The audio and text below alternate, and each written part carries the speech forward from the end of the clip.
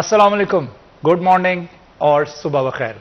आपके होस्ट शराज भट्ट की जानिब से आपको खुशामदीद कहते हैं सिटी एट 10 हमारा मॉर्निंग शो, और उम्मीद करते हैं आज का दिन भी बड़ी उम्मीदों के साथ जो है उसकी शुरुआत हुई होगी। और जो आपकी दुआएं हैं, जो आपकी कमिटमेंट्स हैं, जो आपके गोल्स हैं, जो आपके टारगेट्स हैं, अल्लाह ताला उन तमाम टारगेट्स, उन तमाम गोल्स, उन तमाम एम्बिशंस को आपके लिए आसान फरमाए। और हमारी दुआ है कि आप अपने मिशन में कामयाब हों, आपका जो गोल सेट हो चुका है आपकी लाइफ में वो आपको मिले। और गोल अचीव करने के कई तरीक़ेकार होते हैं।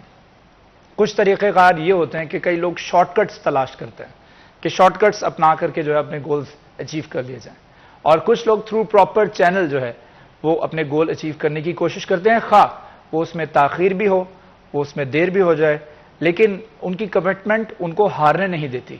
उनकी लगन, उनकी मेहनत, जो उनकी हौसला अफजाई है, जो उनके इर्द गिर्द वाले लोग कर रहे होते हैं, जो उनके सराउंडिंग में लोग कर रहे होते हैं, उनको पॉजिटिव वाइब्स दे रहे होते हैं, वो उनको हारने नहीं देती।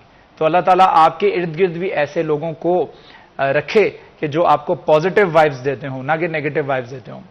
अक्सर औकात ऐसा होता है कि हम लोगों के ओपिनियन के ऊपर अपने गोल्स छोड़ देते हैं कि तुम नहीं कर पाओगे, रहने दो, ये तुम्हारे लिए लाइन नहीं है। इस वजह से ही हम उस लाइन से पीछे हो जाते हैं। तो हमें कितना जरूरी है कि लोग ऐसे चाहिए कि आपको जो भगअप करें, जो आपको मोटिवेट करें, आपकी हौसला अफजाई करें, और आपको कहें नहीं नहीं तुम कर सकते हो, ये तुमसे नहीं हो पाया, नेक्स्ट टाइम ट्राई करो, दोबारा करो। ये ऐसे लोग होना आपके इर्द गिर्द बहुत ज्यादा जरूरी है। तो ऐसे लोग आपकी कामयाबी का हिस्सा बनते हैं, और जब आप कामयाब हो जाते हैं और फिर कामयाबी की उन बुलंदियों पर खड़े होकर आप उन लोगों को जरूर याद रखिएगा जिन लोगों ने आपको सपोर्ट किया, और अपने होस्ट शराज भट्ट को भी याद रखेगा। तो शुरुआत करते हैं हम अपने मॉर्निंग शो की, लेकिन शुरुआत में हमारे गेस्ट भी हमारे साथ मौजूद होंगे, उनका तारुफ करवाऊंगा, लेकिन उससे पहले हम जानते हैं मौसम का हाल।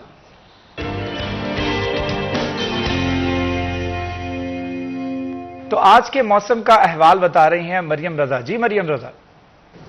जी बिल्कुल, फैसलाबाद के अगर मौसम की बात करें तो हवाई चलने का सिलसिला जो है वो भी थम गया है। तो उसके साथ साथ हबज़दा माहौल है, हवा में नमी का तनासुब जो है वो भी बढ़ने लगा है। तो गर्मी की शिद्दत जो है वो बरकरार है। सूरज मियाँ की किरणें जो हैं वो चुभती हुई नजर आती हैं, लेकिन बादलों के साथ आंख मिचौली का सिलसिला जारी है, जिसकी वजह से फैसलाबाद का मौसम जो है वो इंतहाई खुश्क है।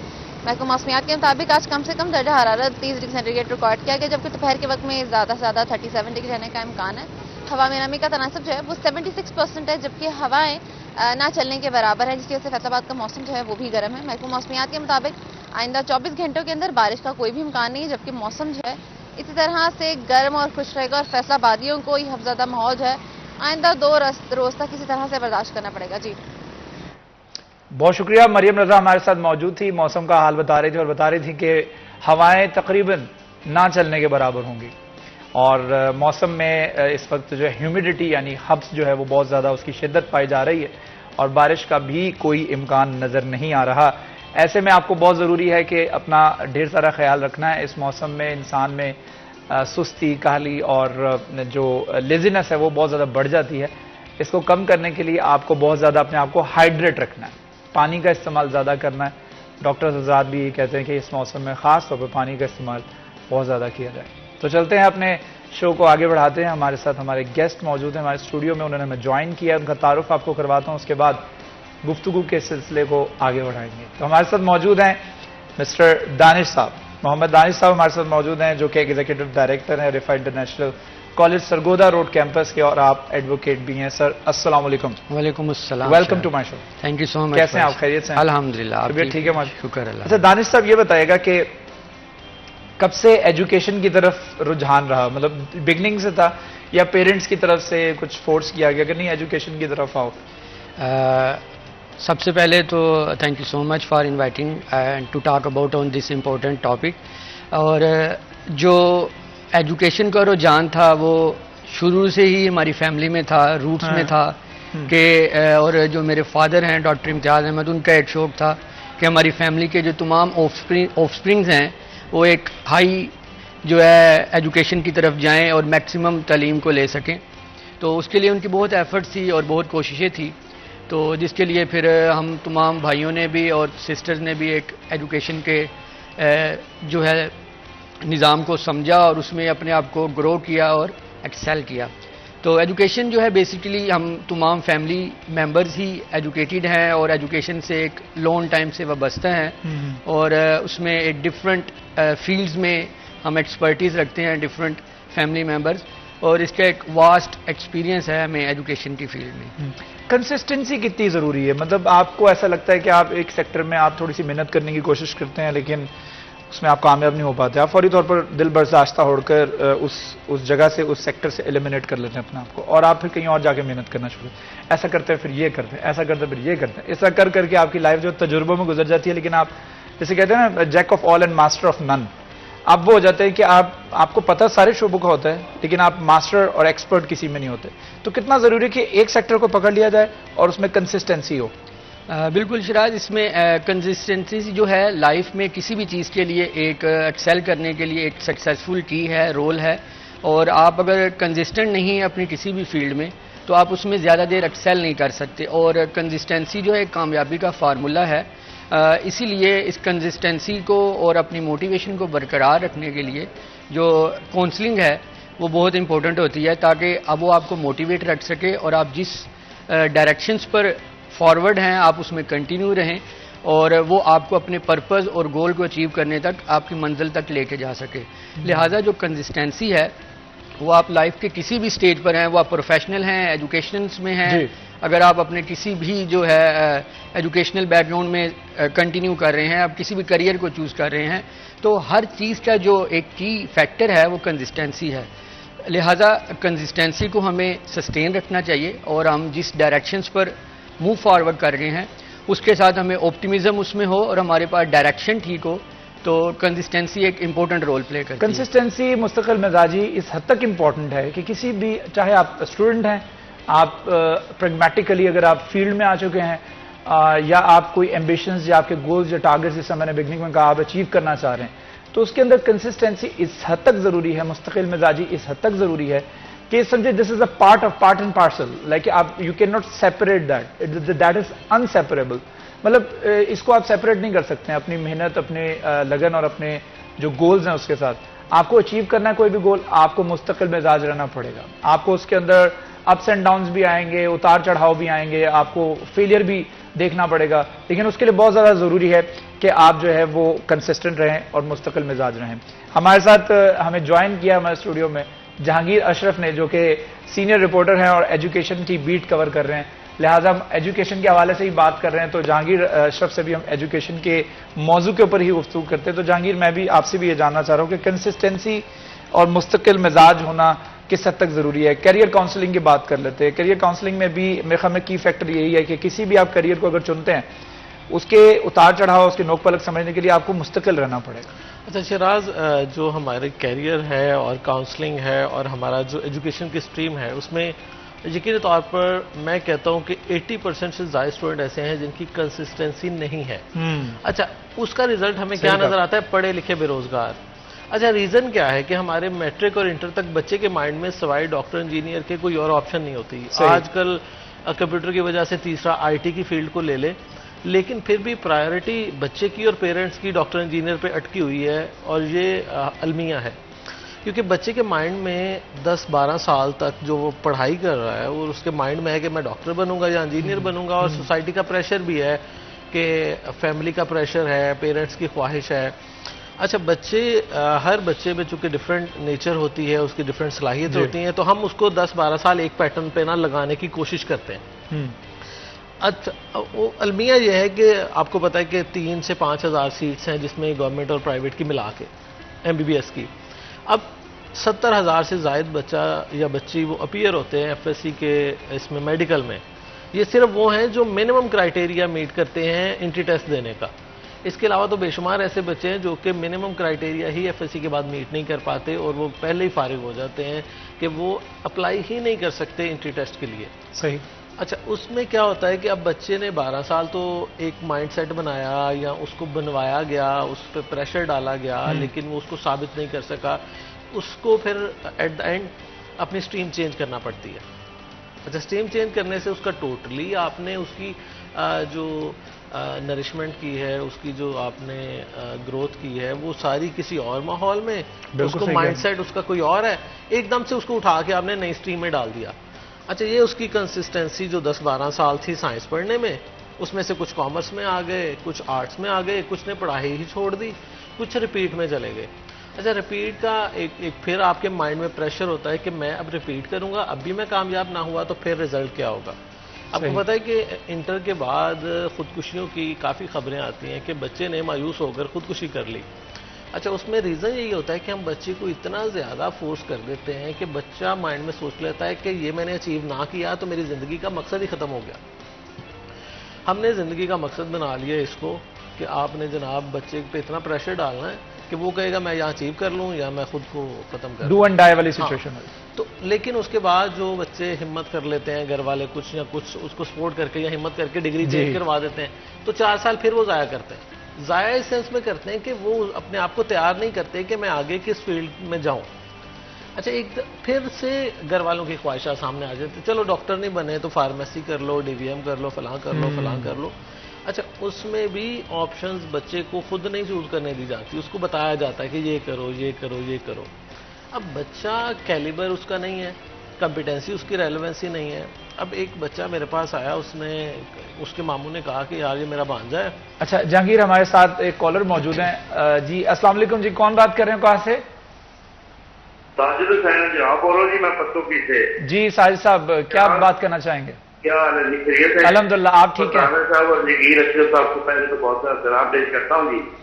कैरियर पे बात हो जाए, कैरियर बच्चों पे हमारे तलीम हमारे बैठे हैं मोहम्मद आने साहब, इनसे मेरा सवाल है जी कि बच्चे के कैरियर के हवाले से आप बता रहे थे कि बच्चे के माइंड में 2-3 चीजें ही बुलाते हैं, डॉक्टर इंजीनियर बनूंगा, लेकिन यहाँ पे सरकारी स्कूलों में बच्चों की तलीम के हवाले से बताएं कि आपको लगता है कि सरकारी स्कूलों में बच्चों को जो तलीम दी जा रही है उससे वालिदैन जो है ना वो बच्चे के कैरियर से बात कर सकते हैं?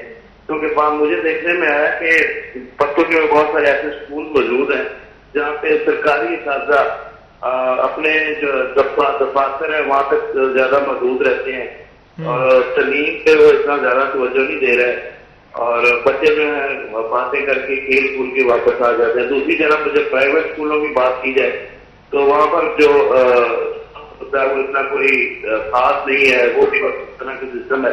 क्या आपको लगता है कि तलीम के जो बच्चे को मौके वो अच्छे काम हो रहे हैं, क्या हुकूमत को तलीम पर जोर देना चाहिए? क्या ऐसे ज्यादा खिलाफ कार्रवाई नहीं होनी चाहिए जो अपने क्लासरूम की बजाय अपने दफातर और स्टाफ रूम में बैठकर वो गप्पे शप्पे लगाते हैं? तो महकमा तलीम ने कोई ऐसा निजाम देखा है कि नाफिज किया कि जिससे बच्चे की कारकर्दगी को जांचा जा सके और गाजा की जो उनकी ठीक है, क्या वैसे तरीके से निभा रहे हैं? ठीक है। साजिद हुसैन साहब हमारे साथ मौजूद थे, कॉलर पत्तोकी से, और उनका सवाल ये है कि सरकारी स्कूल्स के अंदर क्या सहूलियात बच्चों को, एम्बियंस जो है वो एजुकेशन वाला दिया जा रहा है और there is always a room for improvement, तो आपको क्या लगता है कि क्या इम्प्रूवमेंट होनी चाहिए? बिल्कुल शराज, इसमें जो है हमारे तलीमी निज़ाम में वो सरकारी हों या प्राइवेट स्कूल्स हों, किसी हद तक जो फुकदान है वो एम्बियंस का भी है और हमारे मैकेनिज़्म का भी है, स्ट्रेटजीज़ हैं, क्यूरिकुलम है। तो ये एक ग्रुप ऑफ थिंग्स हैं जो मिलकर हमें जो है जिसको डिसाइड करना है। ये हम किसी एक फैक्टर को जो है हाईलाइट नहीं कर सकते।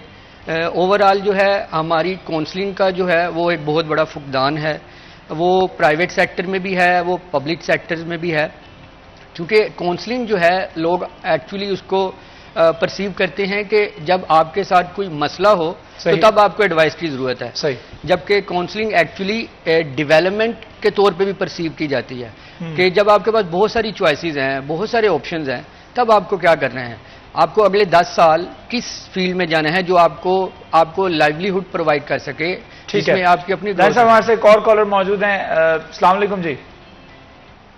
वालेकुम सलाम जी, बादशाह क्या हाल है? खैरियत ठीक ठाक? अल्हम्दुलिल्लाह, अल्लाह का शुक्र जी, आप ठीक ठाक हैं, खैरियत से हैं? दुआएं आपकी। मैं अजमत और शिफ्ता बैठे हुए हैं माशाल्लाह, बड़ी अच्छी। जहांगीर अशरफ। तो मैं आप सबसे बात करूंगा कि ये जो हमारी एजुकेशन है बिल्कुल कमर्शलाइज हो चुकी है।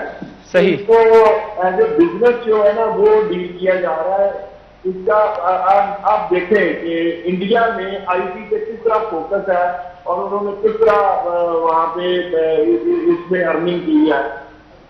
हेलो जी जी जी, मैं सुन रहा हूं आपकी बात। अच्छा, तो यहाँ हमारे जो बिल्कुल एजुकेशन का मैं समझता हूँ कि हमने एक बना लिया और आप जिसको भी देखते हैं सही। इंडस्ट्री की तरह किया जा रहा है और खास करके अगर बच्चों से फीस वसूलने का देखें तो हाई रेट है, उनसे महंगी कहीं फीसें ली जा रही है, लेकिन टीचिंग स्टाफ को देखें तो वहाँ इस्तेमाल होता है कि जो टीचिंग स्टाफ है उसको आप, मेरा चैलेंज है कि कोई भी बात मुझसे कर दे, कोई कॉलेज, कोई यूनिवर्सिटी, कोई स्कूल, ये 10-15 हजार, 20,000 यार 25,000 ये कोई तनख्वाह है, कोई सैलरी है। आप 10,000, 15,000 बच्चे जो फीस दे रहे हैं और टीचर को ये दे रहे हैं, इसीलिए क्वालिटी एजुकेशन नहीं है।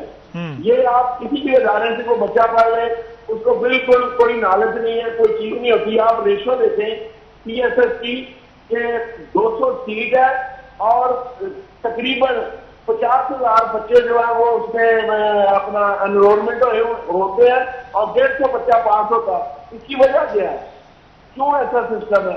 बिल्कुल सही। गुजारिश ये है कि यहाँ बैठ के इसको भी डिस्कस करें कि हम जब तक क्वालिटी टीचिंग नहीं करवाएंगे लोगों। अच्छा, दूसरा और मेरी गुजारिश है कि करैक्टर साजी पे, एक अच्छे अदारे में पढ़ा हुआ बच्चा, एक उसने MSc की होगी, BSc की होगी, लेकिन ना उसको बैठने का पता है, ना उसको बात करने का तरीका है, ना उसको बड़ी की इज्जत करने की कोई चीज है। एथिक्स। तो हमने एजुकेशन को किस तरह करना है, ठीक है। सारी चीजें कैरेक्टर बिल्डिंग भी होनी चाहिए साथ साथ। और दूसरा ये मैं फिर कहूंगा कि तमाम अदारे के लोगों को सिर्फ अपने मफादात को गौर नहीं करना चाहिए, उन्हें अपने पास जो स्टाफ है उसका भी ख्याल करना चाहिए कि हम इन्हें क्या देते हैं। ठीक, शुक्रिया, बहुत शुक्रिया जी। राना सिकंदर आजम साहब हमारे साथ मौजूद थे, साबिक सदर Faisalabad chamber of commerce industry के। उन्होंने क्वेश्चन किया है कि कैरेक्टर बिल्डिंग के हवाले से भी मैं आपसे जहांगीर इस पर बात करना चाहूंगा कि कितना क्वालिटी एजुकेशन कितनी जरूरी है। अच्छा, जो एक चीज़ पॉइंट आउट हुई ना टीचर्स के हवाले से, अच्छा बच्चों के साथ साथ टीचर्स की ट्रेनिंग की बहुत ज़्यादा ज़रूरत है। सही। अब देखिए अलमिया ये है हमारे यहाँ, मैं ज़ाती तौर पे ये ऑब्जर्व भी करता हूँ और एक इसमें काफ़ी हद तक रियलिटी भी है कि जिसको कोई नौकरी नहीं मिलती ना, वो टीचिंग में आ जाता है एट द एंड, कि जनाब आखिरी ऑप्शन उसके पास ये होती है कि मुझे कोई जॉब नहीं मिल रही तो मैं टीचिंग कर लूँ। अलमिया ये है कि हम खुद अपनी मर्जी से टीचर नहीं बनते। जब आपकी मर्जी नहीं है, जब आप वो विलिंगनेस से नहीं आए तो आप क्या डिलीवर करेंगे। तो अलमिया ये है कि हमारे यहाँ प्राइवेट सेक्टर में बिलखसूस और जो है और गवर्नमेंट में तो एक बार नौकरी लग जाए तो वो कहते हैं जनाब मैं तो अब सरकारी मुलाजिम हो गया हूँ, तो मुझे फिर तो टांग पे टांग रख के बैठो और सुकून से 8 घंटे पूरे करो। अब गवर्नमेंट सेक्टर में ट्रेनिंग होने के बावजूद उसको इम्प्लीमेंट नहीं किया जाता और प्राइवेट सेक्टर में ट्रेनिंग का फुकदान है। अच्छा, प्राइवेट सेक्टर में ट्रेनिंग का फुकदान है, इसके ऊपर मैं मजीद गुफ्तगू करना चाहूंगा। बहुत वास्ट टॉपिक है, लेकिन एक छोटा सा वक्फा लेना है। जहांगीर वक्फे के बाद दोबारा हाजिर होंगे, हमारे साथ रहिएगा।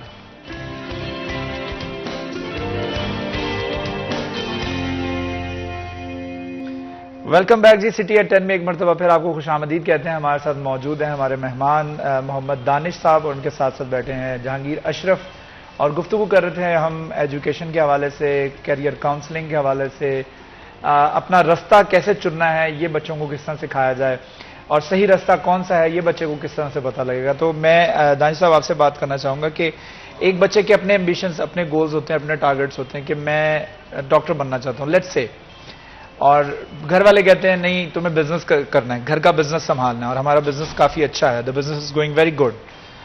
तो बच्चे को क्या करना चाहिए? Like he wants to become a doctor but his father wants him to become a businessman. Shiraz, इसमें ऐसे है कि ये एक बहुत बड़ी ट्रेजेडी है हमारी सोसाइटी की, कि जिसमें पेरेंट्स जो हैं और कुछ चाह रहे होते हैं, बच्चे कुछ और चाह रहे होते हैं।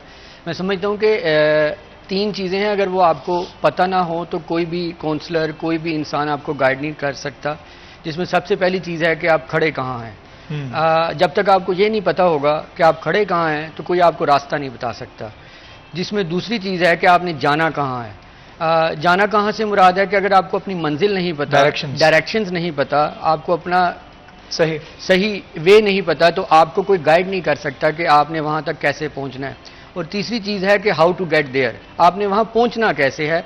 जब आपको पहली दो चीज़ों का पता होगा तो फिर आपको कोई थर्ड चीज़ की तरफ रहनुमाई कर सकता है कि आप इसके लिए बस ले लें, ट्रेन ले लें। तो हमारा जो एक इशू चल रहा है कि वो ये है कि हम बचपन से सुन रहे होते हैं कि आपने ये बड़े होकर बनना है, ये बनना है, जबकि हम ये नहीं बता रहे होते कि हमने क्या बनना है। सो ये दो डिफरेंट पैरेलल स्ट्रीम्स चल रही होती हैं जिसका बच्चों को डिसीजन लेने में और एक बहुत परेशानी होती है, और जिसका नुकसान बेसिकली ये होता है कि उनकी करियर ग्रोथ जो बच्चों की है वो रुक जाती है, क्योंकि उनका इंटरेस्ट नहीं होता और वो उसमें एक्सेल नहीं कर पा रहे होते। दैट इज़ वाई कि हम कहते हैं कि काउंसलर की इम्पोर्टेंस जो है बहुत ज़रूरी है। और वो काउंसलर मेरा ख्याल है कि वो जब आपको सजेस्ट करता है वो पेरेंट्स का और बच्चों का, दोनों का पहले बच्चों की काउंसलिंग की जाती है, फिर उसको पेरेंट्स के साथ मवाजना किया जाता है कि उनके सर्कमस्टांसिस क्या हैं, कि अगर बच्चा कुछ चाह रहा है तो पेरेंट्स की अफोर्डेबिलिटी क्या है, उनकी कंजर्वेटिव इन्वायरमेंट उनका क्या है, वो किस अप्रोच में है, उसके मुताबिक काउंसलर जो है वो बच्चों को गाइड करता है। सो मैं समझता हूँ कि ये दोनों चीज़ें एक इम्पोर्टेंट स्ट्रीम है और इस पे दोनों को हाईलाइट करना ज़रूरी है, आपको एक्चुअल और राइट वे में डायरेक्शन को और अपने करियर की ग्रोथ के लिए। ठीक है जहांगीर, मैं चाहूँगा इसको एक्सटेंड, इसी क्वेश्चन को एक्सटेंड करते हुए कि करियर काउंसलिंग आज के दौर में पाकिस्तानी मौसम में, जिस तरह से दानिश साहब ने कहा कि हमारे यहाँ ये अलमिया बन चुका है कि पेरेंट्स कुछ और चाह रहे होते हैं, बच्चा कुछ और, करियर काउंसलिंग किस हद तक ज़रूरी है? अच्छा शराज, ये बहुत ज़्यादा ज़रूरी है। इसके बगैर मैं समझता हूँ पाकिस्तान का वही हाल रहना है जो हम देख रहे हैं कि बेरोज़गारों की फैक्ट्रियाँ जिसको कहा जाता है, हमारे तालीमी इदारे की डिग्री बच्चे के पास मौजूद होती है लेकिन उसको ये नहीं पता होता कि उसने करना क्या है। अब लास्ट सेमेस्टर के बच्चों से पूछा जाए आपने क्या करना है तो वो कहेंगे रिजल्ट आएगा तो फिर जॉब ढूंढेंगे, पता लगेगा। अच्छा रिजल्ट, प्रोजेक्ट या थीसिस तक पता नहीं होता हमने कहाँ पे जाना है। अपने प्रोजेक्ट को ही वो इस तरह नहीं लेके चलते कि वो आगे जाके उसको यूटिलाइज कर सकें, उसको पर्पसफुल बना सकें। हमारे यहाँ कॉपी पेस्टिंग का ट्रेंड है और सारी चीज़ें, और कैरियर काउंसलिंग मैं समझता हूँ कि बहुत ज़रूरी है। और क्योंकि हर 20-25 साल बाद जो रुझानात हैं दुनिया के ट्रेंड्स हैं वो चेंज होते हैं जी।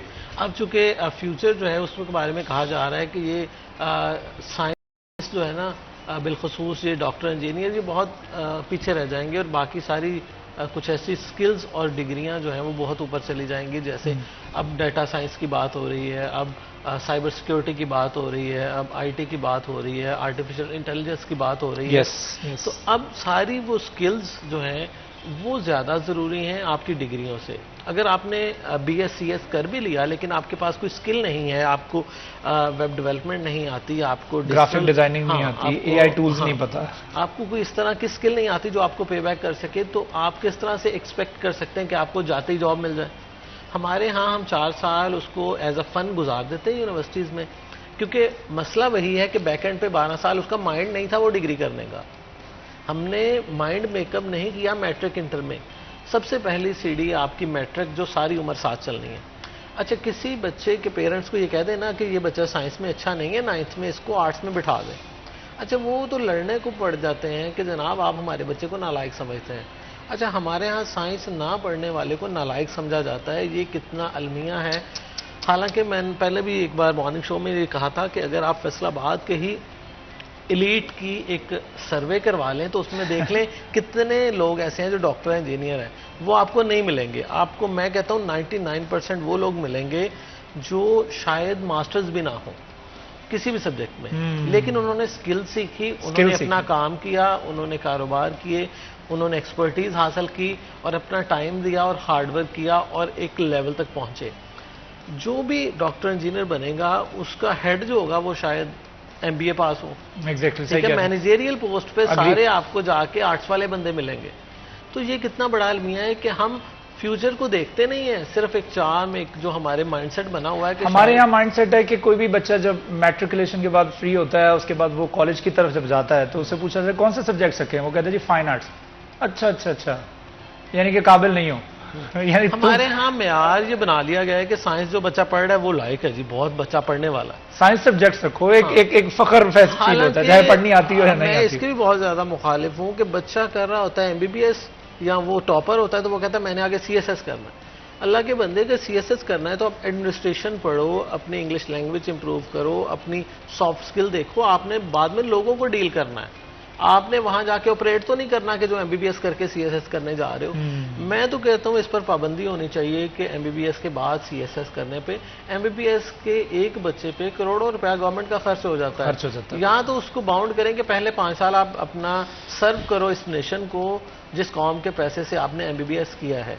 आप क्यों दो जगह पे ज़ाया कर रहे हो, एक CSS की सीट या PMS की सीट और एक डॉक्टर की सीट? क्योंकि आपकी कंपिटेंसी तो आपने 5 साल डॉक्टरी सीखी है, लेकिन जाके आप एडमिनिस्ट्रेशन करेंगे तो दोनों जगह बेड़ा गर्क तो होना है आपका। ब्यूरोक्रेसी में नाकामी क्यों नजर आती है आपको? इससे पता लग रहा है दानिश साहब कि हम टाइम को प्रॉपर यूज नहीं कर रहे हैं। Like we have to utilize the time right way. ये कैसा तरीका है कि आप MBBS कर रहे हैं, उसके बाद आप CSS के ऊपर भी, जैसे जहांगीर ने बताया कि you are wasting your time, एक जगह पे अपना माइंड लगाएं, so that would be much better. क्या कहेंगे इस हवाले से? एग्जैक्टली शराज, ऐसे है कि एक स्टडी है जो बताती है कि फॉर्मेटिव ईयर्स होते हैं एक बच्चे के, वो 16 से 25 साल की उम्र के दौरान होते हैं। सही।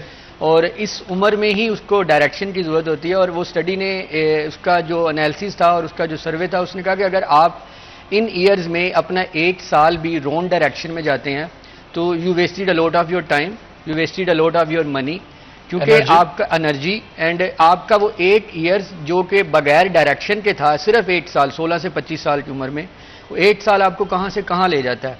सो ये ज़रूरी है कि हम जिस एरिया और डायरेक्शन में जा रहे हैं उसमें ही हमारा फोकस रहे, कंसिस्टेंसी रहे, और फिर उस गाइडेंस के थ्रू हम उसमें आगे एक्सेल कर सकें। ठीक है दानिश साहब, हमारे साथ एक कॉलर मौजूद हैं। जी अस्सलाम वालेकुम। जी कौन बात कर रहे हैं और कहां से? जी मैं सुमैया बात कर रही हूँ फैसलाबाद से। जी सुमैया, क्या बात करना चाहेंगे आप?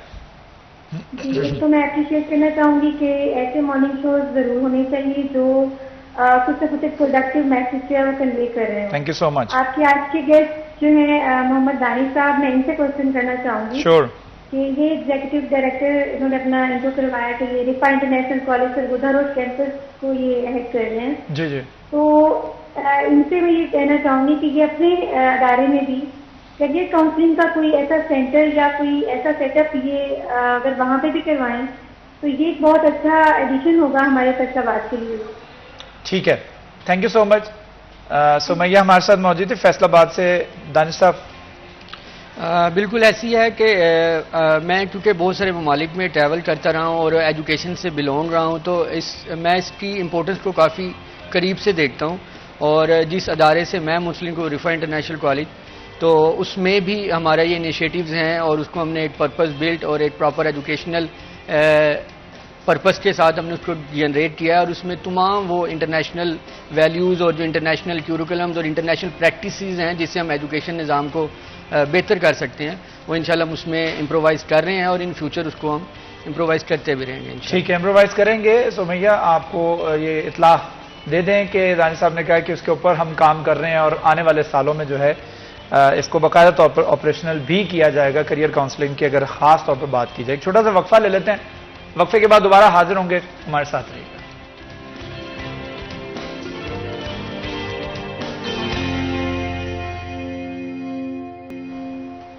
Welcome back ji. City at 10 में एक मरतबा फिर आपको खुशामदीद कहते हैं। मैं हूं आपका होस्ट शराज भट्ट। हमारे साथ मौजूद हैं मोहम्मद दानिश जो कि executive director Riphah international college Sargodha road campus हैं, और उनके साथ साथ जहांगीर अशरफ हमारे सीनियर एजुकेशन रिपोर्टर हमारे साथ मौजूद हैं। तो जहांगीर अशरफ, मैं आपसे बात करना चाहूँगा, आपकी बड़ी you are keeping a close eye on the Faisalabad के अंदर करियर काउंसलिंग किस हद तक हो रही है, कौन से कॉलेज के अंदर किस हद तक लोग आ रहे हैं, कितने % लोगों का इंटरेस्ट कॉमर्स में है, कितने % लोगों का इंटरेस्ट जो है वो मेडिकल की साइड पर है। तो आपको लगता है कि people are going to the right direction या अभी लोगों को जरूरत है समझाने? अच्छा, अभी मैं समझता हूँ कि बहुत ज़्यादा ज़रूरत है। राइट डायरेक्शन कहीं भी नज़र नहीं आती, और किसी भी इदारे के पास कोई कैरियर काउंसलर जाता है कि हम आपके इदारे में सेशन करना चाहते हैं, क्योंकि कुछ इंडिविजुअल्स काम कर रहे हैं, तो इदारे की तरफ से पहला आंसर होता है जी हम खुद ट्रेनिंग कर देते हैं, हम खुद ही बच्चों को काउंसलिंग कर देते हैं, हमारे टीचर ही बहुत अलामा किस्म के हैं, तो वही सारा कुछ बता देते हैं बच्चों को। हालांकि ये उनकी खाम ख्याली है। देखिए शराज, अगर आप कहें ना कि आप टीचर हैं और अपने बच्चों को भी घर पे खुद पढ़ा लेंगे, ये तो पॉसिबल नहीं है। आपको उनको स्कूल भेजना पड़ेगा, एक स्पेसिफिक एनवायरनमेंट और स्पेसिफिक। अब देखिए, आपको अगर कोई बीमारी है तो आप उसके स्पेशलिस्ट के पास क्यों जाते हैं? एक जनरल डॉक्टर के पास जो गली मोहल्ले में 100, 50, 500 की फीस लेके आपका इलाज कर रहा है, उसके पास क्यों नहीं जा रहे? स्पेशलिस्ट के पास जाने का मकसद होता है कि आप टू द पॉइंट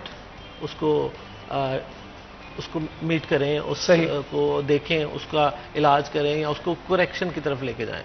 लेकिन हमारे यहाँ एजुकेशन में ऐसा नहीं है। हम कहते हैं एजुकेशन में हमें स्पेशलिस्ट की ज़रूरत नहीं है, तो हम हर टीचर ही हमारा जो है ना वो जैक ऑफ ऑल ट्रेड्स है, तो हम बच्चे को खुद ही सारा कुछ बता देंगे। और इवन टीचर्स ट्रेनिंग की बात करें तो प्रिंसिपल कहता है कि मेरे से बड़ा ट्रेनर कौन है। अब देखिए, उसको ये जवाब समझने की ज़रूरत है कि आपको अगर आपका टीचर सुनेगा तो आपको बतौर सरबराह इदारा उसकी मजबूरी है सुनना। वो बैठा होगा आपके सामने, लेकिन उसका लर्निंग पॉइंट ऑफ व्यू वो पैसिव होगा, वो एक्टिव लिसनर नहीं होगा। उसकी मजबूरी है as a head, as a boss आपको सुनना। वो आपको क्यों सुनेगा? वो आपकी हर बात को वो फाइनेंशियल देखेगा, वो बिजनेस पॉइंट ऑफ व्यू से देखेगा।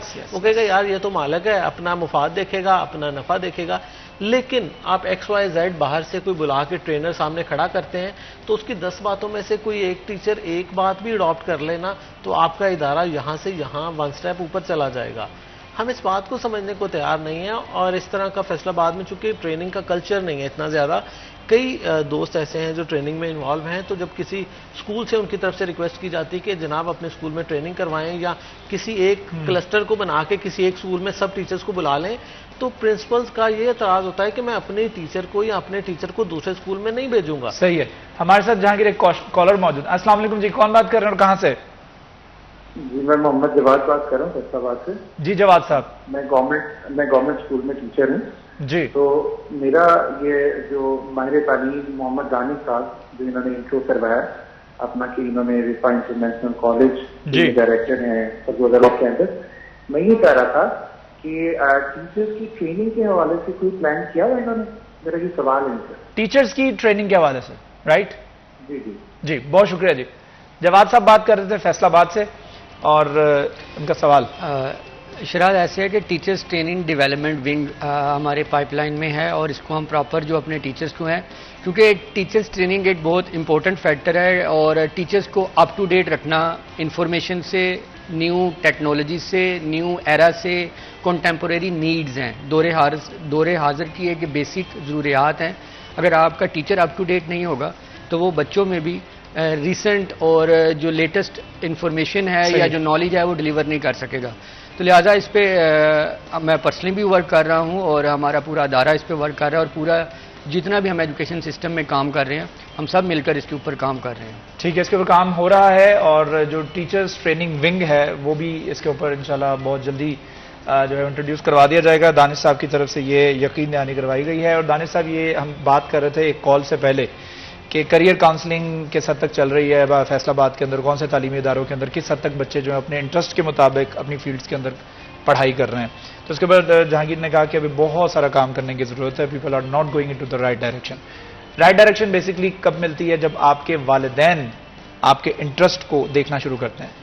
वो कौन सी राइट एज है जिस वक्त आपका इंटरेस्ट देखना शुरू करना चाहिए वालिदैन को? मैं चाह रहा हूं कि हम स्टूडेंट्स की जहां जहां कर रहे हैं वहां पे वालिदैन की भी थोड़ी सी काउंसलिंग कर दें कि अपने बच्चों की इंटरेस्ट को देखें कि कहां पे वो किस फील्ड में इंटरेस्ट ले रहा है। वो फाइन आर्ट्स की तरफ जा रहा है, वो पेंटिंग बड़ी अच्छी करता है, वो कंप्यूटर की तरफ उसका रुझान ज्यादा है, वो कंप्यूटर के अंदर बहुत सारे अच्छे सॉफ्टवेयर डेवलपमेंट के ऊपर काम कर रहा है। तो कौन सी ऐसी ग्रोइंग एज है जहां पर वालिदैन को जो है वो अपनी आंखें खुली रखनी चाहिए इस हवाले से कि बच्चे को करियर के मुताबिक कौन सी फील्ड में डालना है? बिल्कुल शराज, इसमें डिफरेंट एजेस है, बट जो प्राइम एज है बच्चे के लिए जिसमें उसका नेचुरल टैलेंट ग्रो कर रहा होता है और उसको अपना पोटेंशियल डिस्कवर करने का टाइम मिल रहा होता है, मेरा ख्याल है उसमें पेरेंट्स को उसमें सपोर्टिव रोल प्ले करना चाहिए। और वो जो बेसिक एज है वो बच्चे की 10 to 18 ईयर्स की एज होती है जिसमें वो अपनी डायरेक्शंस को सिलेक्ट कर रहा होता है कि मैंने किस सब्जेक्ट के साथ जाना है, साइंस के साथ जाना है, आर्ट्स के साथ जाना है। सही। और ये इनर सेल्फ पोटेंशियल ही बच्चे को अपनी फील्ड में एक्सेल करने में मदद फराहम कर सकता है। जबकि हमारे जो पेरेंट्स की काउंसलिंग के लिहाज से आपने बात की, वो इस लिहाज से बहुत ज़रूरी है कि पेरेंट्स के जो एक टेन्योर होता है, एरा होता है, उनके अपने एक एक्सपीरियंसेस होते हैं, जबकि जो उनका बच्चा होता है वो एक न्यू एज में होता है और वो एक उनसे 20 साल की बाद की जनरेशन होती है।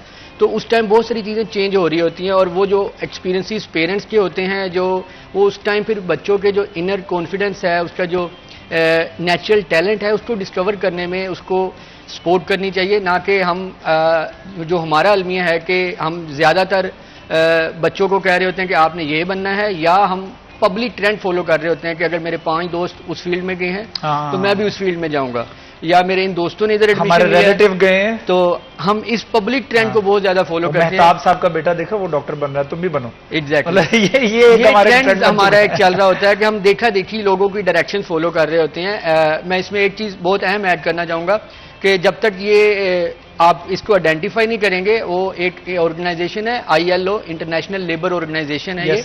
इसने दुनिया में लोगों को 4 कैटेगरी में डिवाइड किया हुआ है। वो कहता है कि लेवल 1 में वो लोग होते हैं जिनके पास जिस्म है बट दिमाग इतना नहीं है कि वो कुछ कर सके, और वो लोग फिर क्या करते हैं, वो जो है आपको होटल्स के बाहर सलाम कर लेते हैं या चाय पिला लेते हैं। ये 1 कैटेगरी उसने डिवाइड की है। लेवल 2 में वो ऑर्गेनाइजेशन डिवाइड करती है लोगों को कि वो कहती है कि वो लोग हैं जिनके पास जिस्म भी है और इतना दिमाग है कि वो आपको 3 से 6 माह में कोई स्किल सिखा सकते हैं। जैसे कि आपको वो ड्राइविंग कराना सिखा दें तो आप ड्राइवर बन सकते हैं, या आपको वो शूटिंग सिखा दें तो आप बॉडीगार्ड की सिक्योरिटी की जॉब की तरफ जा सकते हैं। 3rd लेवल में वो ऑर्गेनाइजेशन उन लोगों को डिवाइड करती है जिसमें आप और हम जैसे लोग हैं जिन्होंने बैचलर्स किया है, मास्टर्स किया है और डाटा साइंस की फील्ड में है और डिफरेंट आर्मी में है। और जो 4th है उसमें वो उन लोगों को रखती है जो इंटेलिजेंस के लोग हैं, जो दुनिया को गाइड कर रहे हैं। और उसमें वो जैसे जो है एलन मस्क है, बिल गेट्स है और नोम चोम्स्की है, जो मेंटोर बन जाते हैं। और मैं बहुत शुक्रिया अदा करना चाहूंगा, दानिश हमारे साथ मौजूद थे। बड़ी सेहर हासिल गुफ्तगू रही है। 1 घंटा मुझे लगता है बड़ा कम है, ऐसी गुफ्तगू के लिए बड़ा ज्यादा वक्त होना चाहिए जिसमें हम खुल के गुफ्तगू करें, लेकिन वक्त का ख्याल रखना, we have to keep track on the time. तो बहुत शुक्रिया जहांगीर अशरफ हमें ज्वाइन करने के लिए। मैं शुक्रिया अदा करना चाहूंगा मोहम्मद दानिश साहब का, जो कि एग्जीक्यूटिव डायरेक्टर हैं Riphah international college Sargodha road campus Faisalabad से। आप दोनों का बहुत शुक्रिया। एक छोटा सा वक्फा लेते हैं, आपने कहीं नहीं जाना, हमारे साथ रहेगा, छोटा सा वक्फा।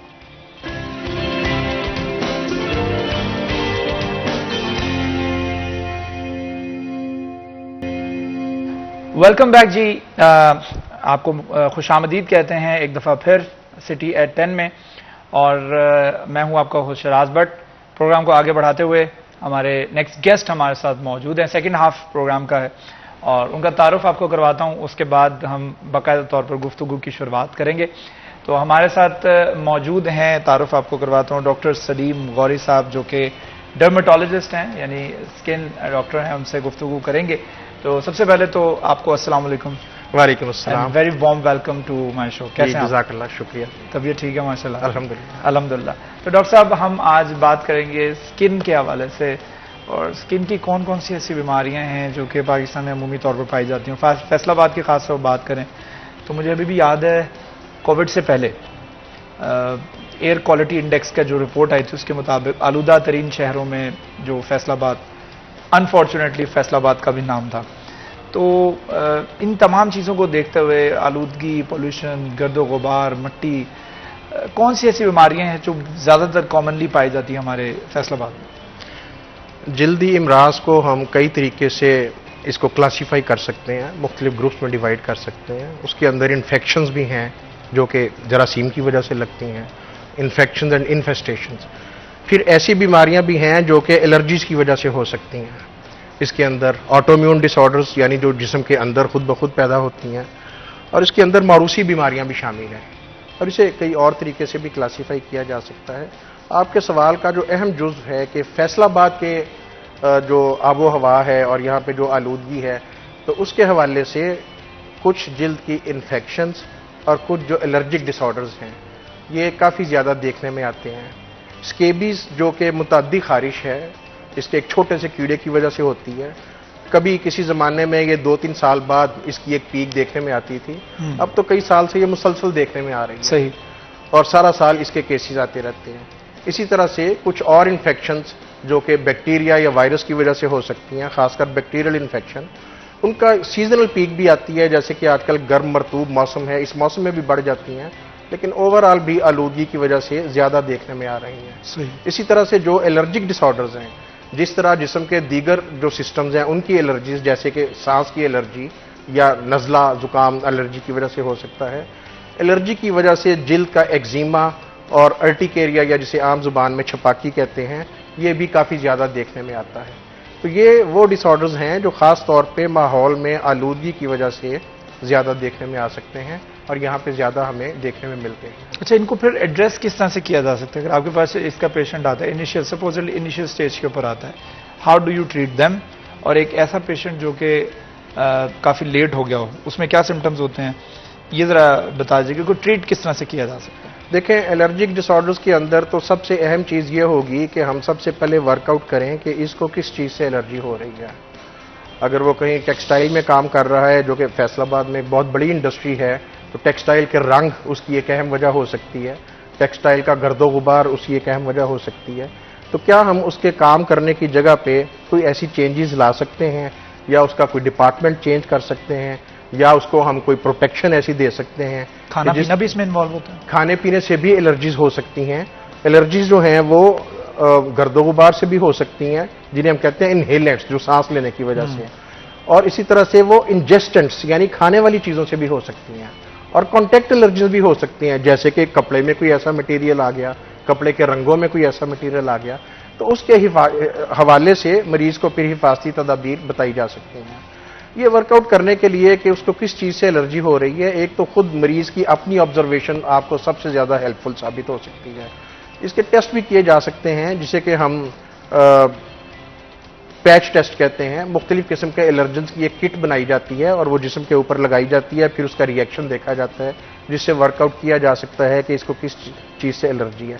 लेकिन अगर कोई पैच टेस्ट इंपोर्टेड किट्स के साथ कर रहा है तो उसका बहुत ज़्यादा फायदा नहीं होगा।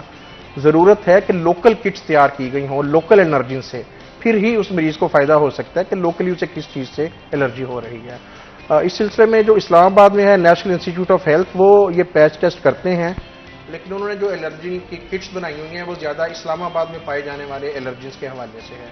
तो अगर हम यहाँ फैसलाबाद में करना चाहें तो उसके लिए ज़रूरत है कि लोकल एलर्जेंस के ऊपर बेस की हुई किट्स तैयार की जाएँ और उससे फिर वर्कआउट किया जाए।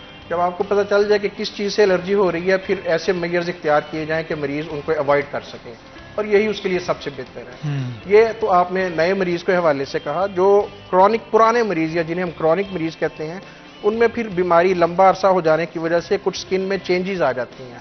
मसलन स्किन थिक हो जाती है, रफ हो जाती है, कटी फटी हो जाती है, तो फिर उसका इलाज उसके हवाले से हमें मॉडिफाई करना पड़ेगा। अच्छा, हम देख रहे हैं कि इस वक्त जो ग्लोबली चेंजिंग्स आ रही हैं और हर सेक्टर के अंदर जो है वो क्वालिटीज़ भी चेंज हो रही हैं, उसको अपग्रेड भी किया जा रहा है, जिद्दत आती जा रही है। तो इसी तरह हम देख रहे हैं कि आपके लाइन में भी काफ़ी जिद्दत आ चुकी है और वो लेज़र ट्रीटमेंट्स आ गए हैं। अब वो इंजेक्शंस के थ्रू जो गोरा कर देते हैं और फिर उसके बाद वो दे टक योर बेली इन, एंड बहुत सारी स्किन की चेंजिंग्स जो है वो आपकी मर्जी के मुताबिक तो हो जाती हैं फॉर द टाइम बीइंग। अगर लॉन्ग लास्टिंग बात की जाए तो ये फिलअप्स कराना, फिलर्स करना, ये सब कुछ हम करवा सकते हैं। रंग गोरा करने के लिए इंजेक्शंस वगैरह ये रिकमेंड करते हैं आप? एस्थेटिक्स और एस्थेटिक मेडिसिन इटसेल्फ एक सेपरेट फील्ड है। इसके अंदर मुख्तलिफ स्पेशलिटीज़ के लोग भी अब काम कर रहे हैं, लेकिन सबसे ज़्यादा इसमें डर्माटोलॉजिस्ट ही इन्वॉल्व हैं, क्योंकि स्किन सामने से नज़र आती है। तो एस्थेटिक मेडिसिन तो जिस तरह मैंने कहा एक बड़ा ब्रॉड फील्ड है। जिस तरह आपने कहा खुद, इसके अंदर लेजर्स भी हैं, आजकल रंग गोरा करने वाले टीके बड़े पॉपुलर हैं। बहुत से मरीज फ़ोन करके यही पूछते हैं कि जी आप रंग गोरा करने वाले टीके लगाते हैं। इनके अपने हैज़र्ड्स हैं। सबसे ज़रूरी चीज़ तो ये है कि किसी क्वालिफाइड और तजर्बाकार डर्माटोलॉजिस्ट से या डॉक्टर से ये प्रोसीजर्स करवाए जाएं। हमारे यहाँ बहुत से नॉन क्वालिफाइड लोग भी ये प्रोसीजर्स कर रहे हैं, जो कि लीगली भी गलत है। जो हेल्थ केयर कमीशन है, पंजाब हेल्थ केयर कमीशन और दूसरे सूबों में इनके हेल्थ केयर कमीशन, इसको बड़ा वाजे कर चुके हैं कि ये मेडिसिन की एक ब्रांच है और उसके लिए क्वालिफाइड डॉक्टर का और तजर्बाकार डॉक्टर का हेल्थ केयर कमीशन के पास उस क्लिनिक का रजिस्टर्ड होना ज़रूरी है। लेकिन हमारे यहाँ बहुत से अनक्वालिफाइड लोग जो कि क्लिनिक से रजिस्टर्ड नहीं हैं, वो भी इसे प्रैक्टिस कर रहे हैं, जिसके नतीजे में बहुत से नुकसानात भी, पेचीदगियाँ भी देखने में आ रही हैं। यहाँ तक कि हेयर ट्रांसप्लांट भी ऑपरेशन थिएटर टेक्नीशियंस कर रहे हैं। तो असल बात ज़्यादा परसेंटेज उन्हीं की है जो टेक्नीशियंस ही कर रहे होते हैं। मेरे ख्याल क्वालिफाइड लोग भी कर रहे हैं, लेकिन मुझे इसलिए मालूम है कि मैंने मरीजों के पास ऐसे नुस्खे देखे हैं जो कि नॉन क्वालिफाइड लोगों ने किए हुए हैं। तो ज़रूरत कानून की अमलदारी की है। कानून तो बहरहाल मौजूद है। इस सिलसिले में ये ज़रूरी है कि कानून की अमलदारी भी हो और खुद लोगों में अवेयरनेस भी हो कि क्वालिफाइड लोगों से कराएं, वरना इन चीज़ों के फ़ायदे से ज़्यादा नुकसानात हो सकते हैं। हमारे यहाँ दो किस्म की एक्सट्रीम पाई जाती हैं। एक वो है कि ओवर कॉन्शियस होते हैं कि वो डॉक्टर्स के ओटी में जाके इवन के वो इंस्ट्रूमेंट्स चेक कर रहे होते हैं कि इसको आपने स्टेरलाइज किया या नहीं किया, मेरा ऑपरेट कहाँ पर होगा, किस जगह लटाया जाएगा, कि आज चादर आपकी ये वॉश्ड है कि नहीं है, ये इंस्ट्रूमेंट्स जो यूज्ड हुए हैं कि नहीं हुए हैं। तो वो इतने ज़्यादा कॉन्शियस होते हैं कि डॉक्टर से रिक्वेस्ट करते हैं, मैंने खुद देखे हैं जो डॉक्टर से रिक्वेस्ट करते हैं मुझे दिखाया जाए ओटी।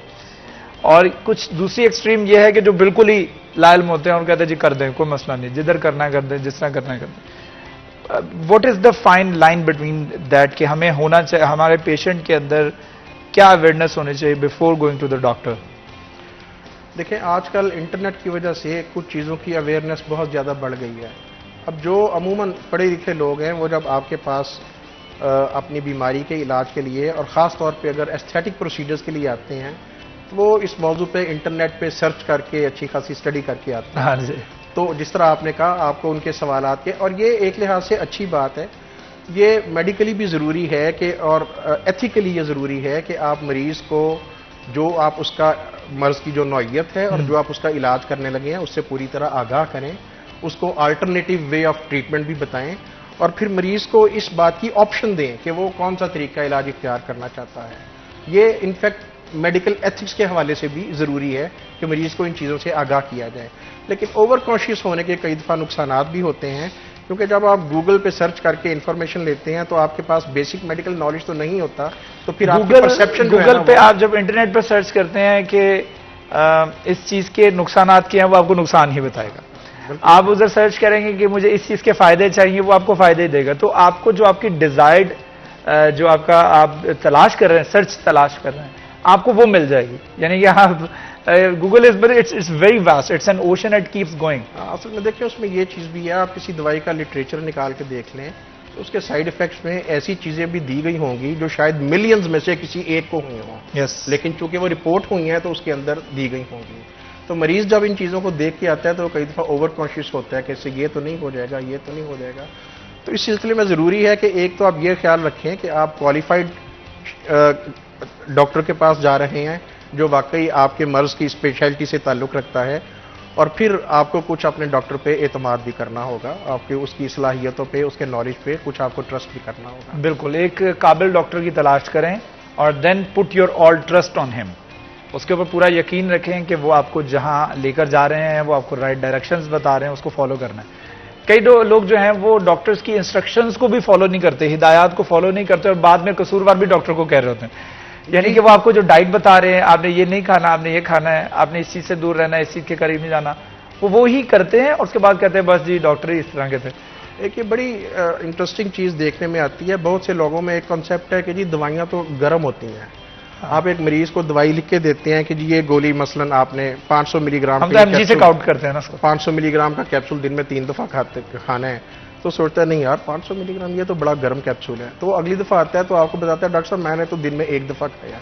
तो जब दवाई आप रिक्वायर्ड डोजेज में और रिक्वायर्ड ड्यूरेशन के लिए नहीं लेंगे तो एक तो फ़ायदा नहीं देगी, दूसरा फिर उन जरासीम में उस दवाई के अगेंस्ट रेजिस्टेंस पैदा हो जाती है, अगली दफ़ा वो दवाई सिरे से असर ही नहीं करेगी।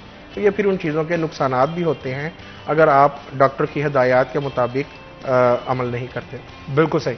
अच्छा, एक ख़वातीन का क्वेश्चन है आपके लिए कि जो चेहरे के ऊपर छाइयाँ आ जाती हैं वो क्यों आती हैं with the passage of time, या शादी के बाद ख़ास तौर पर जो छाइयाँ आती हैं उसकी क्या रीजंस होती हैं? छाइयाँ या स्याइयाँ जो चेहरे पे कही जाती हैं उनकी मेन रीजन तो 2-3 ही होती हैं। एक एक्सेसिव सन एक्सपोजर, जिन लोगों का धूप में करने का काम ज़्यादा है। दूसरा, बाज़ दवाइयाँ हैं जो कि फोटो सेंसिटिविटी बढ़ा देती हैं और चेहरे पे स्याइयों का बायस बनते हैं। उनके अंदर कई एंटीबायोटिक्स भी शामिल हैं, कई हार्मोनल दवाइयाँ भी शामिल हैं, और इसी तरह से ख़वातीन के अंदर मुख्तलिफ मौके पे हार्मोनल चेंजेस, मसलन प्रेगनेंसी में जो हार्मोनल चेंजेस आती हैं वो भी इन स्याइयों का बायस बनती हैं। तो एक तो ये वर्कआउट करने की कोशिश करनी चाहिए कि क्या वजह है, क्या इस पेशेंट का सन एक्सपोजर एक्सेसिव है, तो उसको इन तमाम वजह जो भी हो, स्याइयों के इलाज के लिए सन प्रोटेक्शन एक अहम जुज़्व है। अगर आप मरीज़ को एक अच्छा सन प्रोटेक्शन दे दें और उसे ये एडवाइस कर सकें और समझा सकें कि वो कि सन ब्लॉक या सनस्क्रीन मुस्तकिल बुनियादों पे इस्तेमाल करें तो उन छाइयों या स्याहियों के इलाज में काफ़ी आसानी पैदा हो तो जाएगी। सनस्क्रीन जो है ये for all kind of skin इस्तेमाल किया जा सकता है या कुछ ऐसी स्किन है जिनके लिए आप कहते हैं कि जी मना है? नहीं, स्किन के मुताबिक हम मुख्तलिफ सनस्क्रीन दे सकते हैं। मसलन ऑयली या ज़्यादा स्वेटी स्किन के लिए स्पेशल सनस्क्रीन मिलती हैं जो थोड़ी सी कॉस्टली हो सकती हैं।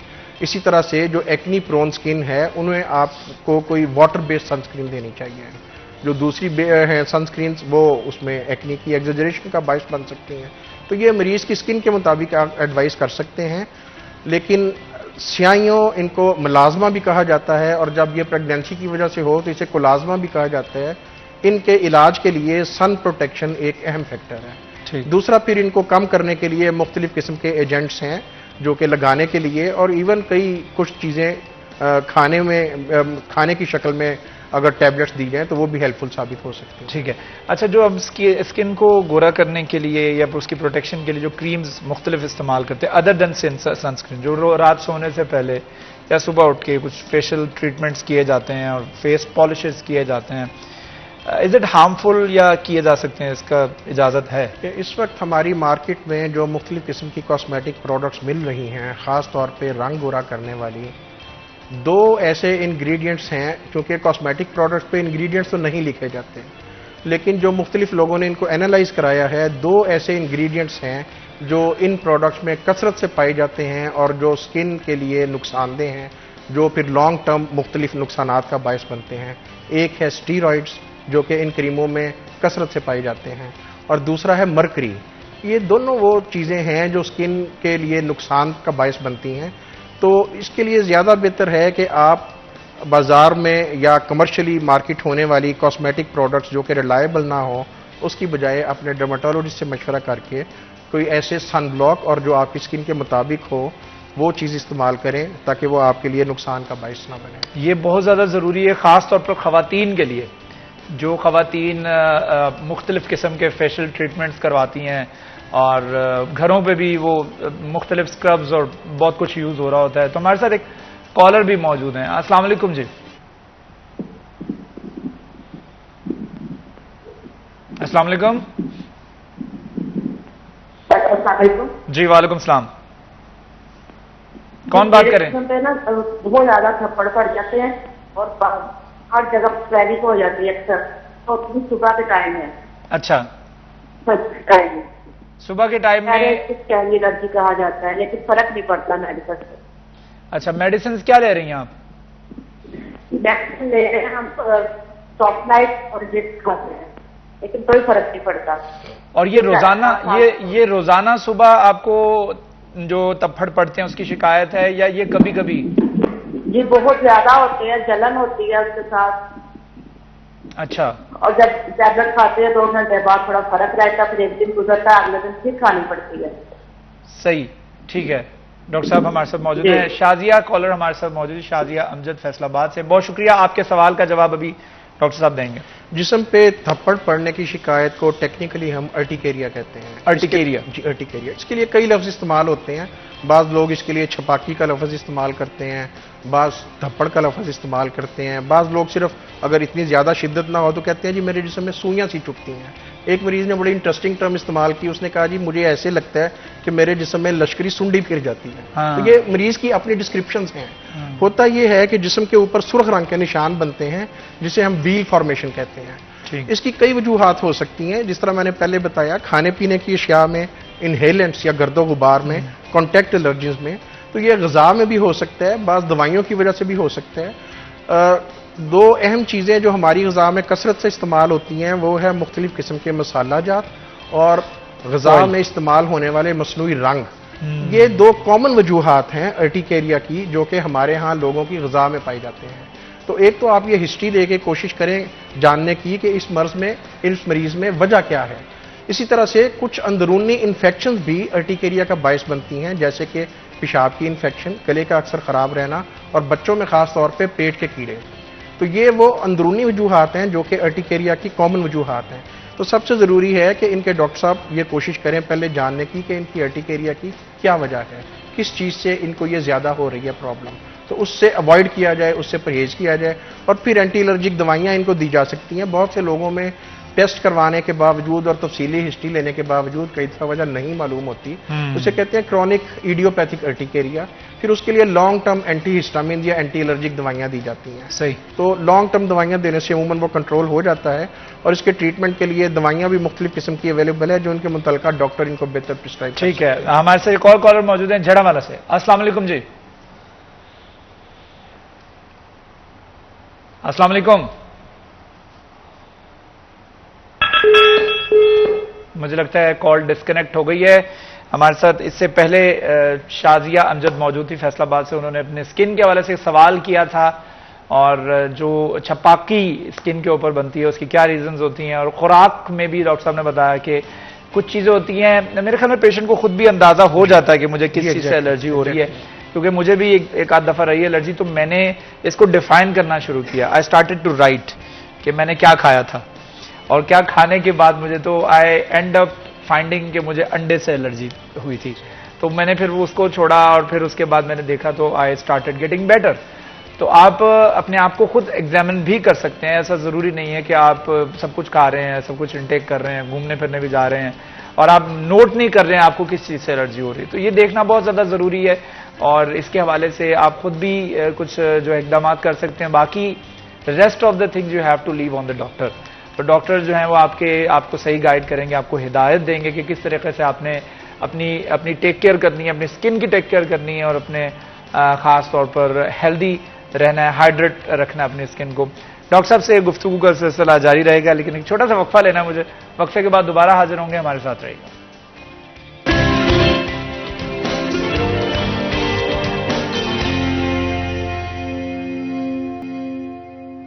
Welcome back ji. City at 10 में एक मरतबा फिर आपको आपका होस्ट शराज भट्ट खुश आमदीद कहता है। हमारे साथ मौजूद हैं हमारे मेहमान डॉक्टर सलीम गौरी साहब, और हम बात कर रहे हैं स्किन के हवाले से, जल्दी अमराज के हवाले से, और कौन कौन से जल्द के अमराज हैं जो कि पाए जाते हैं पाकिस्तान में, स्पेसिफिकली पंजाब के अंदर। अगर गर्दो गुबार के हवाले से बात करें या पोल्यूशन के हवाले से बात करें जो कि बढ़ती चली जा रही है, और उस पोल्यूशन को मद्देनजर रखते हुए कौन सी ऐसी स्किन की बीमारियां हैं जो कि जिनसे बचा जा सकता है और किस तरीके से बचा जा सकता है, इसके ऊपर भी गुफ्तगू की जा रही है। आपकी कॉल्स भी ली जा रही हैं, और कॉल्स के ऊपर आपके क्वेश्चंस लेके उनके आंसर भी डॉक्टर सलीम गौरी साहब दे रहे हैं। तो डॉक्टर साहब, मैं बात करना चाहूँगा अपनी स्किन को हाइड्रेट रखने के हवाले से। हमें पानी किस मिकदार में पीना चाहिए? जो परफेक्ट मिकदार है वो क्या है? कहते हैं excess of everything is bad. ज़्यादा पानी पीना भी क्या नुकसानदेह हो सकता है? पानी हमारे जिस्म का एक अहम जुज़्व है, शायद सबसे बड़ा जुज़्व है, और जिस्म को हाइड्रेट रखना मौसम के मुताबिकत से बहुत ज़रूरी है। कंसिडरिंग दी वेदर चेंजेस, आपको 2 से 4 लीटर पानी रोज़ाना पीना चाहिए। 2 से 4 लीटर। तो अगर आप इसको glass, standard glass of 250 ml लें तो 1 लीटर में 4 ग्लास, तो आप इसको 8 से 16 ग्लास पानी रोज़ाना जो है, इसमें मौसम के मुताबिक वेरिएशन हो सकती है। सर्दियों में ज़रा कम ज़रूरत होगी, गर्मियों में पसीना ज़्यादा आता है, वेपोरेशन ज़्यादा होती है, तो आपको खासतौर पर इस मौसम में, खासकर इस मौसम में, तो आपको उसके लिहाज से ज़्यादा पानी की ज़रूरत होगी। कम पानी जिस तरह जिस्म में डिहाइड्रेशन कॉज कर सकता है, ये स्किन में भी डिहाइड्रेशन कॉज करेगा, जिसके नतीजे में स्किन खुश्क हो जाएगी, पेल हो जाएगी, रफ हो जाएगी, और उसके ऊपर ड्राइनेस के स्केलिंग ज़ाहिर होना शुरू हो जाएगी, फटी हुई स्किन नज़र आनी शुरू हो जाएगी। तो ये ज़रूरी है कि आप अपनी स्किन को मुनासिब तरीके से हाइड्रेट रखें, रिक्वायर्ड अमाउंट ऑफ वाटर रोज़ाना पिएँ। एक और जो अहम चीज़ इस सिलसिले में हेल्पफुल हो सकती है वो है मॉइस्चराइज़र का इस्तेमाल, इमोलिएंट का इस्तेमाल। मौसम की मुनासबत से आप कोई मुनासिब इमोलिएंट जो है, क्योंकि अगर आपका आउटडोर काम ज़्यादा है, आप बाहर ज़्यादा जाते हैं आउटडोर, और उसके भी असरात आपकी जिल्द पे होते हैं। सही। और ज़्यादा पानी का लॉस होता है। ठीक है डॉक्टर साहब, हमारे साथ एक कॉलर मौजूद है। अस्सलाम वालेकुम जी। हेलो जी, अस्सलाम वालेकुम।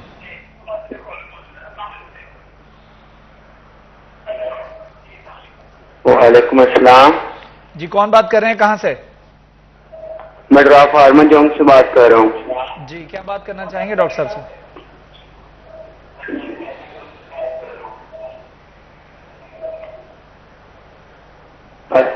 मेरे मुंह पर ना चेहरे पर दाने हैं और उसके निशान रह गए हैं। आपकी एज क्या है?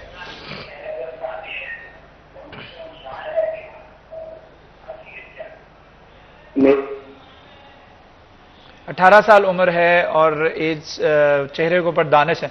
बहुत शुक्रिया। मुजम्मल साहब हमारे साथ मौजूद है जंग से, जिनका सवाल यह है कि 18 साल उम्र है, चेहरे के ऊपर दाने। मेरे ख्याल this is a natural process and you have to bear it.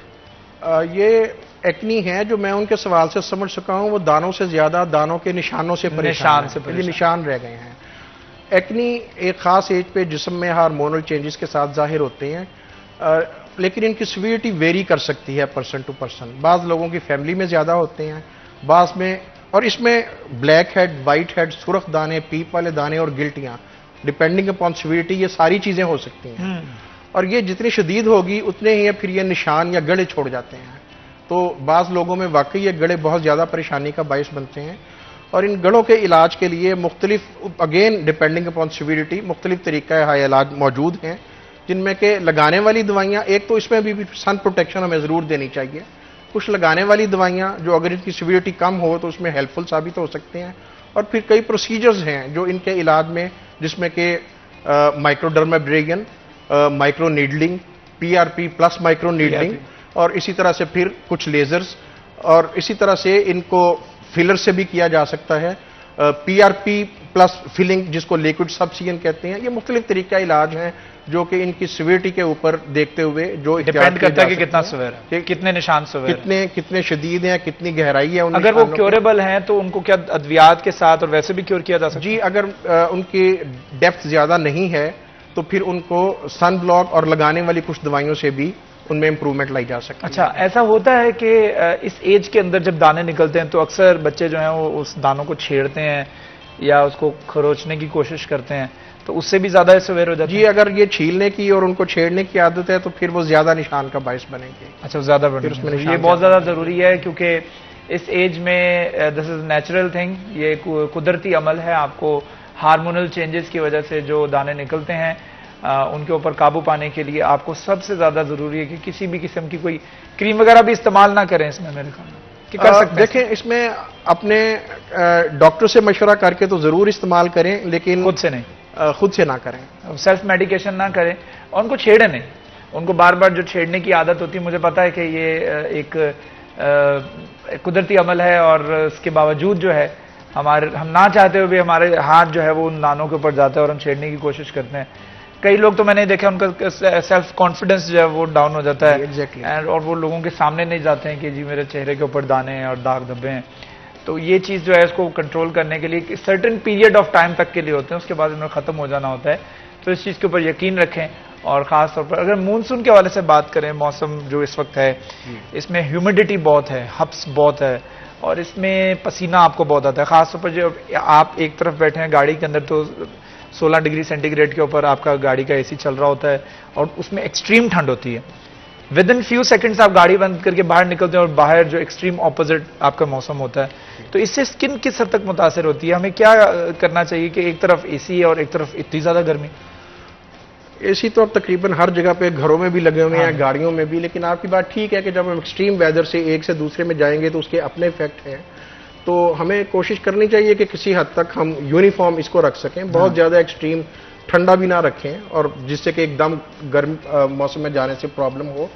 दूसरा जो ज़रूरी है कि इस हॉट एंड ह्यूमिड एनवायरनमेंट में अपने चेहरे को बार बार धोएं, क्योंकि पसीना ज़्यादा आता है। उसके साथ कई दफ़ा खारिश होती है, खारिश करने से स्किन में ब्रीच होगा, जरासीम दाखिल हो जाएंगे, इन्फेक्शन हो जाएंगे। फेस वॉश जो होते हैं वो आप रिकमेंड करते हैं? इसके अंदर आप मुख्तलिफ क्लिनजर्स भी यूज, खासकर खवातीन इस हवाले से क्लिनजर्स भी यूज करते हैं। डॉक्टर साहब हमारे साथ एक कॉलर मौजूद है। अस्सलाम वालेकुम जी। हमारे साथ कॉलर मौजूद है जड़वाल जी। अल्लाह का शुक्र, आप बताएं ठीक ठाक हैं? क्या सवाल करना चाहेंगे डॉक्टर साहब से?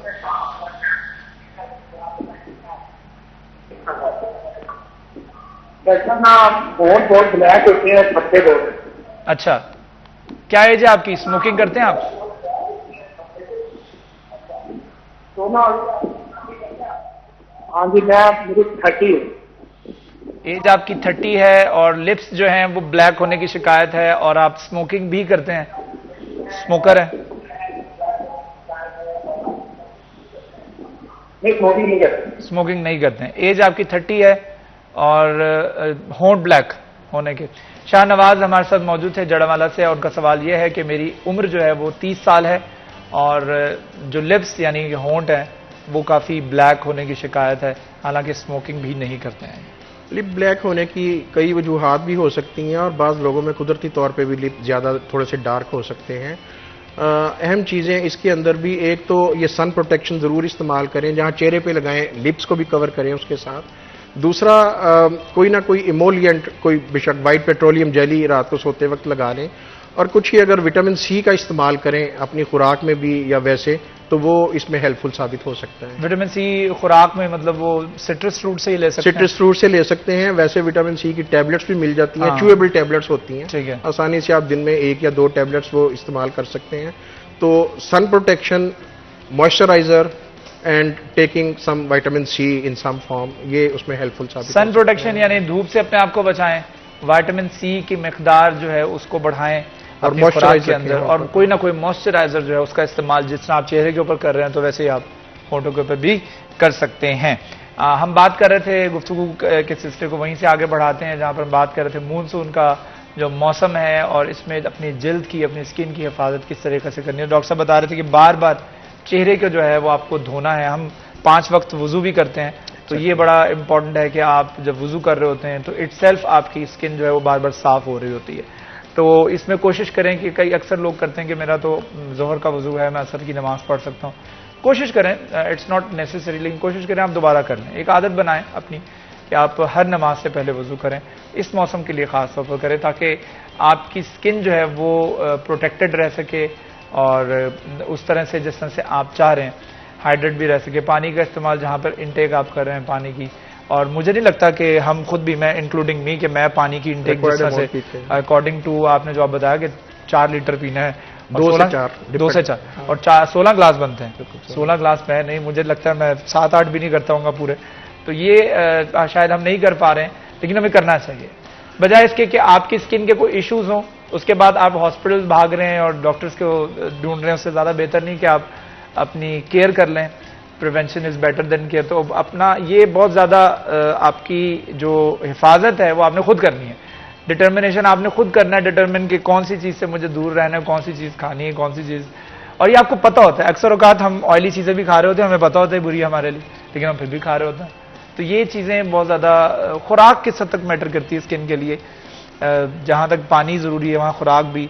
जी एग्जैक्टली, हमारी खुराक में प्रोटीन्स, कार्बोहाइड्रेट्स और विटामिन्स और ये सारी चीज़ें एक ख़ास मिकदार में मौजूद होनी चाहिए। Excess of everything is bad. तो वो ज़रूरी है कि हम ऐसी खुराक लें जिसमें ये चीज़ें, कुछ चीज़ें हैं जो जिस्म प्रोड्यूस नहीं कर सकता, एसेंशियल फैटी एसिड्स, तो ये चीज़ें जो है ना उसमें कवर हों। वक्तन फ़क्तन बैलेंस डाइट उसे कहते हैं कि आपकी खुराक में गोश्त, अंडे, सब्जियां, फल, दालें, वक्तन फ़क्तन ये सारी चीज़ें शामिल हों और सलाद भी शामिल हो। जो हम गर्म मरतूब मौसम की बात कर रहे थे, एक अहम चीज़ मैं इसमें ज़रूर कहना चाहता हूँ। 2 चीज़ें हैं। एक ये कि आप अपनी जिल्द को मॉइस्चराइज रखें, और इस मौसम के लिए खास तौर पे डे टाइम मॉइस्चराइजर मिल जाते हैं जिनमें कि सन ब्लॉक भी शामिल होता है। सही। वाटर बेस्ड मॉइस्चराइजर इस मौसम के लिए। सर्दियों में आप वो दूसरे ऑयल बेस्ड मॉइस्चराइजर भी यूज कर सकते हैं। तो सन प्रोटेक्शन और मॉइस्चराइजर हर मौसम में आपके लिए हो सकती है। तो बाज़ लोग समझते हैं कि शायद गर्मियों में हमें मॉइस्चराइजर की नहीं ज़रूरत, इसमें भी आप डे टाइम मॉइस्चराइजर यूज करें, और बाजार में डे टाइम मॉइस्चराइजर जिसमें कि सन ब्लॉक भी या सनस्क्रीन शामिल होती है मिल जाते हैं। अपनी जिल्द को बार बार धोएं, अपनी जिल्द को मॉइस्चराइज रखें और कोई मुनासिब सा सन ब्लॉक इस्तेमाल करें। तो ये इस मौसम में भी आपकी जिल्द की हिफाजत के लिए ज़रूरी है। ठीक है, जिल्द की हिफाजत बहुत ज़्यादा ज़रूरी है। हमारे साथ डॉक्टर सलीम गौरी मौजूद हैं, गुफ्तगू के सिलसिले को आगे बढ़ाएंगे, लेकिन एक छोटा सा वक्फा लेना है। वक्फे के बाद दोबारा हाजिर होंगे, हमारे साथ रहिए।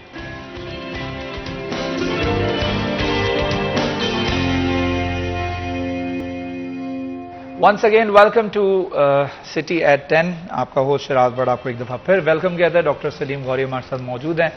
स्किन की टेक केयर के हवाले से हम गुफ्तगू कर रहे हैं कि किस तरीके से आपने स्किन को हाइड्रेट रखना है, अपनी स्किन की प्रोटेक्शन कैसे करनी हो, खासतौर पर मौसम को मद्देनजर रखते हुए स्किन को शाइनी भी रखना है हमने, एट द सेम टाइम उसकी हिफाजत भी करनी है, उसको हाइड्रेट भी रखना है, उसको नुकसानात से भी बचाना है, उसको सन बर्न से भी बचाना है। तो डॉक्टर सलीम गौरी हमारे साथ मौजूद है। डॉक्टर साहब, अक्सर औकात मर्द हजरात की जानिब से कंप्लेन की जाती है कि हमें चेहरे के ऊपर, स्पेशली जो गाल वाला एरिया होता है, इसके ऊपर कील और महासे होते हैं, और ये अक्सर औकात इस हद तक बढ़ जाते हैं कि ये खड्डे वो फिर परमानेंट हो जाते हैं। तो ये कौन सी ऐसी स्टेज है जहां पर इनको काबू पाया जा सकता है कि ये खड्डों वाली पोजीशन में ना जाए? देखें, इसको अगर इनिशियली इब्तदाई स्टेज से ही इसका मुनासिब इलाज कर लिया जाए तो फिर ये अमूमन खड्डों वाली स्टेज तक नहीं जाती। लेकिन अगर आप इसको शुरू में इग्नोर करते रहें या इनसे ज़्यादा छेड़छाड़ करते रहें तो फिर खड्डे बनने का इम्कान ज़रूर बढ़ जाता है। इसमें कुछ आपकी फैमिली प्री डिस्पोजिशन भी होती है। बाज़ लोगों की फैमिली में आप में एक्ने की बड़ी शिद्दत होती है और निशान ज़्यादा बनते हैं, तो उनको इब्तदा ही से इसकी ज़्यादा केयर की ज़रूरत है कि वो इब्तदा कुछ ना कुछ, ये हर किसी में निकलते हैं, कुछ लोगों में थोड़े बहुत निकल के ठीक हो जाते हैं, कुछ में कई साल निकलते रहते हैं। तो ये ज़रूरी है कि जिनकी ख़ास तौर पे पता हो कि उनकी फैमिली प्री डिस्पोजिशन है, वो इब्तदा ही से इसका मुनासिब इलाज कराएं ताकि ये खड्डों की स्टेज तक ना जाए। ठीक है डॉक्टर साहब, हमारे साथ एक कॉलर मौजूद है। अस्सलाम वालेकुम जी। जी, कौन बात कर रहे हैं और कहां से? हेलो जी जी, हेलो सरगोदा से बात कर रहे हैं जी। क्या बात करना चाहेंगे डॉक्टर साहब से?